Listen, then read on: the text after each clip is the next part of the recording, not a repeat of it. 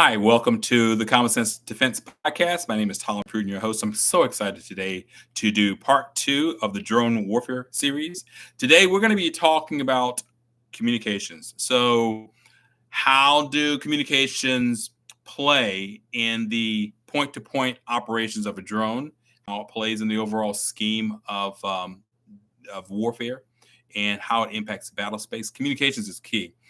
Back in the old days with the Indians and they would use smoke signals to communicate from many miles away. Actually, the Chinese when in the Chinese did the same thing on the Great Wall when they had invaders.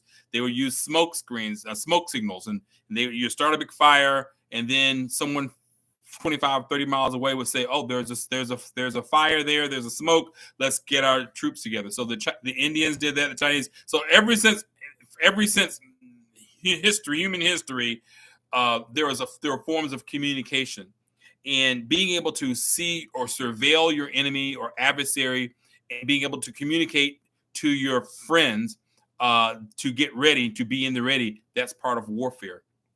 One if by land, two if by sea. So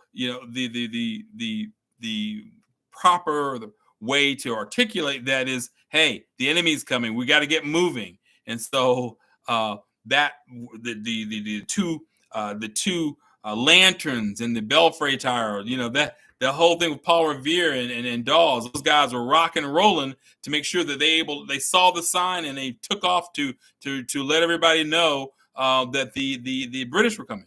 And so communications is critical. And when you can see your adversary coming and have time to react to what you're seeing, then it can save your life and the life of your friends and family. And so communications has always been, so whether it's visual, whether it is audible through voice, whether it's using lights and lasers, and all of those things now are what we're using. And that's what I want you to see, is that communications is very important. You can do a lot of different things now to thwart communications. But today I want to specifically talk about communications as it relates to drones, point-to-point communications. The simplest form, let's look at a regular drone. You're outside with your friends and somebody's out flying a drone. They have a transmitter, and on the drone there's a receiver, and the transmitter says go left, go right, go up, go down, go 500 feet away, do a loop-to-loop. So that is you have a transmitter and you have a receiver that is used for usually through a radio frequency. And so that's the basic level for drones to communicate. Now, as you expand it out, then you have to have a repeater, or you have to have a transmitter that is larger. So let's look at Ukraine, as we've been doing. And that's about the best way, because they've got about the best example for me and for you to cite. So they have the drone, and then they have the transmitter, which is an aerial that they it's like an antenna that they put up about 500 feet away from them, and they send the signal through to the antenna. The antenna communicates with the drone. The drone flies to its target. That communication that you see there, communication on a battlefield, you got to see any radio frequency. It doesn't matter what kind of radio frequency it is. It's like having a dark room with a flashlight, which means it can be spotted, it can be seen. And once you use a transmitter, it can be picked up by your adversary, and they can send in artillery your direction. They can send in drones or glide bombs, all kinds of things, once they know where you are. So there's electronic warfare, there's electronic counter warfare, electronic countermeasures. So there's all those different types of things. There's jamming and bombardment jamming and frequency jamming. There's different types of jamming that you do so that you can prevent people from seeing you. And there's also different types of there's different types of jamming that your adversary will do so that your drone won't work. So when you get to your location, just because you're at the location doesn't mean that you keep your communications. If they can jam your communication, then your drone goes and hits the ground. So communicating with the drone is very important, but it's also very fragile.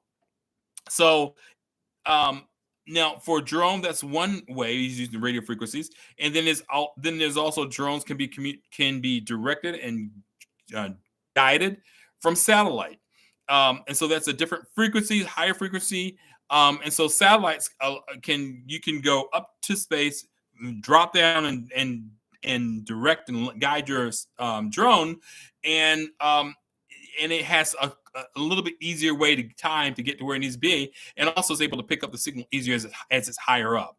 Um, so communication is really key, but in warfare, you want to break your adversary's communication. So which means we want to break their communication, they want to break our communication, and so you have to be able to switch your frequencies around so that you can still operate. Now, when an adversary jams your communications, then you have to find another way to get to your target. So what has to happen is a lot of times they will you switch your frequency to a different platform, different frequency, and you hop over to a different frequency. So where they're jamming on, they won't jam your drone. But the dynamic is this: when you're trying to get video quality back for ISR, when you're trying to get uh, guide your drone to the target, when it's all of a said and done, the most important thing that you're going to need is communication and that to stay in place. Um, Now let's look at different types. That was radio frequency communication, but now in the last year they've developed fiber optic communication, which means it's a little fiber optic wire. There's a little spool of fiber optic wire that spools out of the back of the drone. So the drone, where it would have carried a 5 pound warhead, now it carries about a 2 pound warhead and a 2.5 pound spool of fiber optic wire. The beautiful thing about fiber optic wire is that it spools out and you're not using a radio frequency, which means they do not pick you up. You are able to fly your drone to the target with total anonymity. They don't see you. And so, yes, I could go into how you can see the wire on the ground and you can see from high of optical capability, but outside of those things, right now, the technology is not available for everybody to have ubiquitously. So the drones are able to fly with a spool coming out the back, and you can fly your drone, and they can't see you, and you're able to destroy the target. So that is the up to date mode that is being used in drone warfare is drone on target capability with the spool coming out the back of them not being able to see it. So your communication is key. You have radio frequency communication, you have fiber optic communication, and now there's another one which is also which will be more in the future, which is laser based communication. Being able to communicate with your drone via laser. That's more down the road, where you can actually send data to the drone. The drone picks up the information and it's able to maneuver. That's for a higher altitude platform. That is more coming down the line in the future. Not so much now. Not being used now. Lasers, as you do know, or you may know, are used to eliminate the target, and then you have a rocket that is fired from the drone that beads in on the reflection from that laser, and strike the target. So there are examples of advanced precision killed rockets. They're about 2.5 inches wide. They weigh about 75 pounds. The drones fire them at artillery piece or at another drone. So those are the types of things you can do when you can maneuver your drones and you communicate with your drone fire for it to be able to destroy a target. But that's kind of a more advanced version, but it can be done. So drone warfare necessitates the fact that you have to be able to communicate with your drone, and being able to prevent your adversary from to be able to communicate with its drone so it won't impact your forces. So communications is key, and the most important thing to know out of this module is that radio frequency is a traditional mode, and the way that we're moving now is using fiber optic, and that is massively changing warfare in the future because of it's passive. You can't see it, and it's effective. So thank you so much for your time today. We're going to look forward to our next module. Our next module is going to be so exciting. We're going to be talking about payloads that can be carried by drones. And look forward to talking to you soon. Have a great day.